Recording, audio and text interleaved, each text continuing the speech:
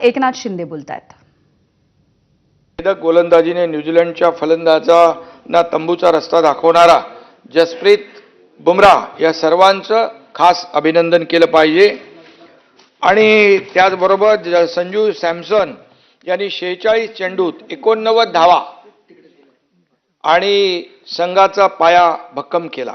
अभिषेक शर्मा 21 चेंडूत 52 धावा, एक आक्रमक सुरुवात त्यांनी केली। ईशान किशन 25 चेंडूत 54 धावा, जलद अर्धशतक करणारा हा आपला खेळाडू। तिलक वर्मा संघाच्या धावसंख्येत महत्त्वाची भर त्यांनी टाकली आणि गोलंदाजीमध्ये जसप्रीत बुमराह यांनी 4 विकेट घेतले, त्यांची भूमिका निर्णायक ठरलेली आहे। अक्षर पटेल 3 विकेट घेतले, त्यांनी संघाला अतिशय भक्कम आधार दिलेला आहे। फलंदाजी आणि गोलंदाजी दोन्ही आघाड्यांवर संतुलित कामगिरी आपल्या लोकांनी केलेली आहे आणि कर्णधार सूर्यकुमार यादव आणि प्रशिक्षक गौतम गंभीर यांनी संघाला एकत्र ठेवलं। खरं म्हणजे याचं वैशिष्ट्य म्हणजे दुवादार बॅटिंग आणि सगळे खेळाडू ऑल आउट अशा प्रकारचं कामगिरी काल त्यांनी केलेली आहे आणि म्हणून मी सगळ्यांचं अभिनंदन करतो। कालच्या सामन्यामध्ये भारतीय गोलंदाजांनी प्रभावी कामगिरी करत न्यूझीलंडचा पूर्ण संघ गारद केला। संघातील प्रत्येक खेळाडूचा या विजयात वाटा आहे। मी आता सांगितल्याप्रमाणे संपूर्ण संघाचंच अभिनंदन आपण करतोय।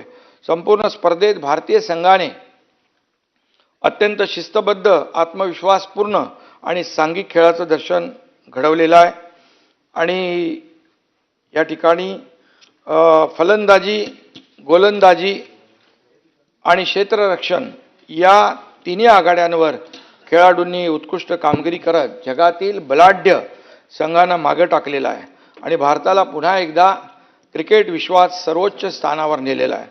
अटीतटीची आणि कसोटीची वेळ येते त्यावेळी भारतीय संघ एकजुटीने उभा राहतो। प्रत्येक खेळाडू आपल्या पराक्रमाची शर्त करतो आणि विजयश्री खेचून आणतो। हा पुन्हा एकदा हे आपली भारतीय क्रिकेट संघाने सिद्ध करून दाखवलेलं आहे। या विजयानंतर संपूर्ण देशात आनंदाचं वातावरण आपण पाहिलं। काल दिवाळी साजरी सगळ्या भारतीयांनी केली, हे आपण पाहिलं। हा केवळ क्रिकेटचा विजय नाही तर भारतीय युवकांच्या धैर्याचा, मेहनतीचा आणि एकजुटीचा विजय आहे।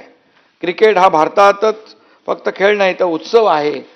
भारताचा फक्त खेळ नाही तर उत्सव आहे, तो जात धर्म पंथ या पलीकडचा आहे आणि म्हणून हे जीवन म्हणजे क्रिकेट राजा हुकला तो संपला, हे ज्येष्ठ क्रिकेटपटू सुनील गावस्कर यांचं गीत क्रिकेट आणि जीवनातले साम्य अधोरेखित करत आहे। भारत क्रिकेटमध्ये ही विश्वगुरु। तर विधानसभेच्या नंतर विधान परिषदेमध्ये देखील टीम इंडियाच्या अभिनंदनाचा